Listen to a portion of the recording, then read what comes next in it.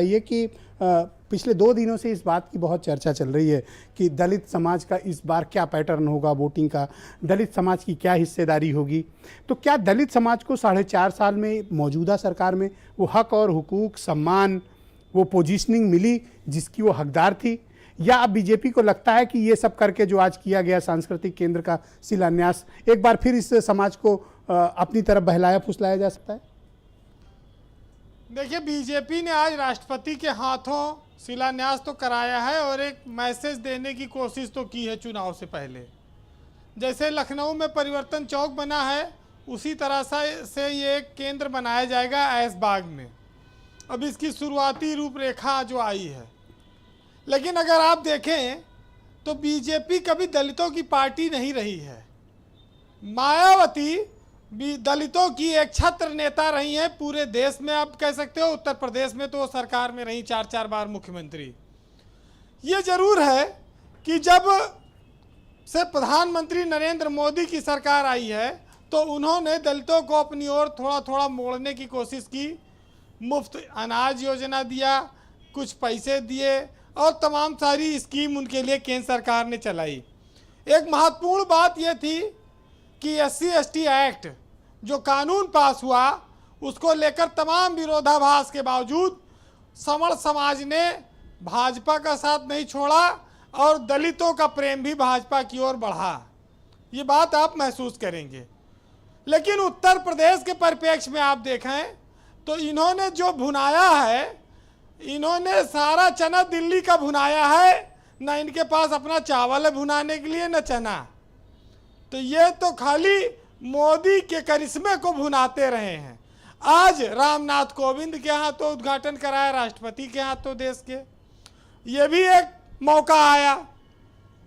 लेकिन बड़ी हैरत होती है कि जब बीजेपी ये कहती है कि हम दलितों के बड़े हितैषी हैं। मायावती को बीजेपी दौलत की बेटी कहती थी और उनके द्वारा बनाए गए स्मारकों को बीजेपी ये कहकर खिल्ली उड़ाती थी कि इसमें भारी भ्रष्टाचार किया गया, जनता का पैसा लूट लिया गया। आज मायावती के बनाए हुए स्मारक टूट रहे, फूट रहे हैं, ताला बंद है। वो स्मारक कोई आमदनी नहीं दे पा रहे हैं। हजारों नौकरियां वहां थी, उनकी नौकरियां चली गई, तमाम लोगों के वेतन नहीं मिलते हैं। कैसी दलित चिंतक और कैसी दलित हितैषी सरकारें हैं, ये आप अंदाजा लगाइए। लेकिन जो दलितों की दुर्दशा है, मायावती तो कहती है कि ये सब एक थाली के चट्टे बट्टे हैं, ये झूठ मूठ का नाटक कर रहे हैं। अंबेडकर हितैषी होने का, दलित हितैषी होने का चुनाव आया है तो अंबेडकर का नाम ले रहे हैं। पर वो खुद अपने बयानों में बीजेपी के नजदीक दिखती हैं। वो तो चुनाव बाद, अभी पहले की उम्मीद कम है। देखिए, एक चीज जान लीजिए, यूपी में बीजेपी की चिंता ब्राह्मणों को मनाने की है, दलितों पे उसका ज्यादा फोकस है नहीं। ये बीच बीच में एक आध कार्यक्रम वो करती रहेगी। पंडित जी लोग नाराज हैं, पंडितों को मनाने में लगी है, क्योंकि कई इनकाउंटर के बाद ये मैसेज जाने लगा और ब्राह्मण नाराज होने लगा। असली सच्चाई ये है। बाकी ये पहले इनका कुछ नेता आ रहे थे कि हम दलितों के घर भोजन करेंगे, अब वो भी बंद हो गया। और जिसके घर भोजन किए थे उसके यहाँ पता नहीं चूल्हा जल रहा है कि नहीं, अब ये भी देखने वाला कोई आज नहीं है। तो हाथरस का मामला भी आप चर्चा में ले लीजिए, वहाँ भी पूरे देश और दुनिया में उठा वो मामला, वो भी यूपी से रहा।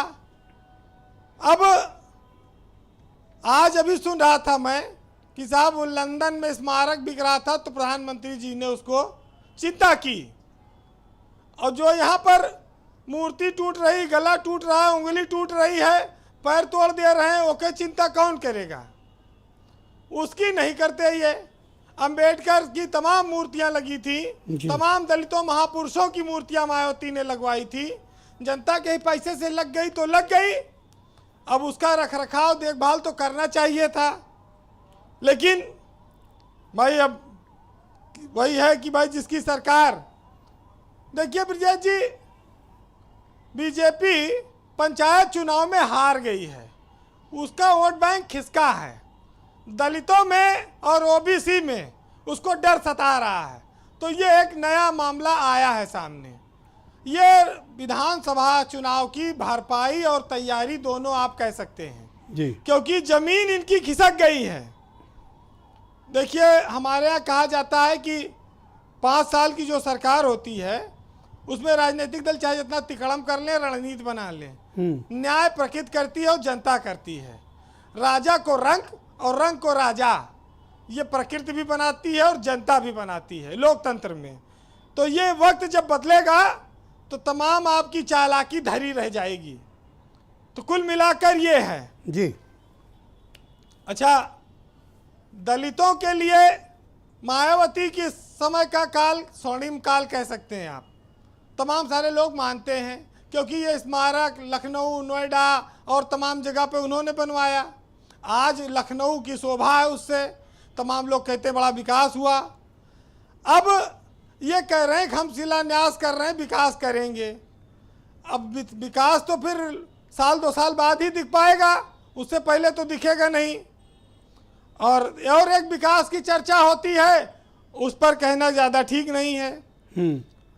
अंबेडकर ने देश को एक संविधान दिया, उन्होंने सबको बराबरी का हक दिया और सारे राजनीतिक दल उन्हें अपनी अपनी तरह से भुनाते हैं। अब जिसकी सत्ता रहती है उसके यहाँ भीड़ तो ज़्यादा जुटती है, स्वाभाविक है। लेकिन मायावती का जो वोट बैंक है वो अपने आप टिका हुआ है, तो वो अंबेडकर के दम पर है कि दलितों के दम पर है, और दलितों की सर्वमान्य नेता वो हैं। ये सब लोग अपना अपना आकलन करें, मंथन करें। बहरहाल जी, प्रकृति ने एक सिस्टम बनाया है कि उत्थान, विकास और पतन, ये 3 चीज़ें होती हैं और हर युग में हुआ है। तो दलित जो दबे कुचले थे वो भी ऊपर आए हैं, आरक्षण की व्यवस्था से आए हैं। और देखिए, बीजेपी की सरकार में, मोदी की सरकार में आप कह सकते हैं कि उनको अधिकतम सम्मान हासिल है। अब योगी की सरकार में क्या है ये तो निर्मल जी जानते होंगे। निर्मल जी सचिवालय सेवा के अधिकारी थे, आप लोग जानिए। ये रिटायर हो गए। अंबेडकर महासभा चलाते थे ये हजरतगंज में, फिर बीजेपी ज्वाइन की, बीजेपी ने उनको सम्मान दिया, उनको नेता बना दिया, मंत्री बना दिया। तो अगर वो सरकार के पक्ष में बोल रहे हैं तो कोई गलत नहीं है। बहरहाल अंबेडकर ने कहा कि जात पात से ऊपर उठकर आओ, नई शुरुआत करें, बेहतर माहौल बनाने की खातिर मिलकर समाज सुधार करें। लेकिन हमारे यहाँ नेता क्या करते हैं और सरकारें क्या करती हैं कि नेता वह है जो समाज का सुधार करे और वह नहीं जो खुद का ही प्रचार करे। और चुनाव आए तो बन जाएं आप मसीहा और चुनाव के बाद जनता पर अत्याचार करें। चुनाव में बड़ी बड़ी बातें हाँकते हैं, हमेशा दूसरे दल की खिड़की में झांकते हैं। समाज सुधार की नेताओं से उम्मीद मत रखो, या तो समाज यही है जो समाज को दलदल में झोंकते हैं। बहुत बहुत शुक्रिया वीरेंद्र जी, आपका बहुत बहुत धन्यवाद।